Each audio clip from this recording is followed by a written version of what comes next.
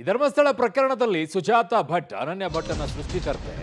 ಅದರ ಹಿನ್ನೆಲೆ ಯಾರ್ಯಾರಿದ್ದಾರೆ ಅನ್ನುವಂಥದ್ದನ್ನು ಈಗ ವಿಚಾರಣೆಯನ್ನ ಮಾಡಲಾಗ್ತಾ ಇದೆ. ಸ್ವತಃ ಸುಜಾತಾ ಭಟ್ ಅವರೇ ಒಪ್ಕೊಂಡಿದ್ದಾರಂತೆ. ಬಟ್ ಈಗ ದೂರನ್ನ ನಾನು ವಾಪಸ್ ಪಡಿತೀನಿ ಅಂತ ಸುಜಾತಾ ಭಟ್ ಹೇಳ್ತಾ ಇರೋದು. ಅದೇ ಅನನ್ಯ ಭಟ್ಟನ್ನು ಹುಡುಕೊಡಿ ಅಂತ.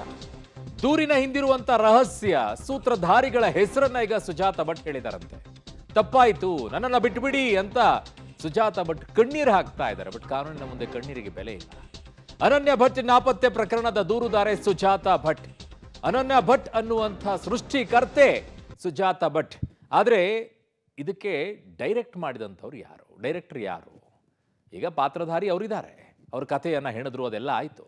ಡೈರೆಕ್ಟ್ ಮಾಡಿದಂಥವ್ರು ಯಾರು, ಪ್ರೊಡ್ಯೂಸರ್ ಮಾಡಿದಂಥವ್ರು ಯಾರು, ಬಹಳ ಇಂಪಾರ್ಟೆಂಟ್ ಈ ವಿಚಾರದಲ್ಲಿ. ಹಾಗಾಗಿ ಈಗ ಯಾರ್ಯಾರಿಗೆ ಪುಕ್ಕು ಪುಕ್ಕು ಅಂತಿರುತ್ತೋ ಗೊತ್ತಿಲ್ಲ.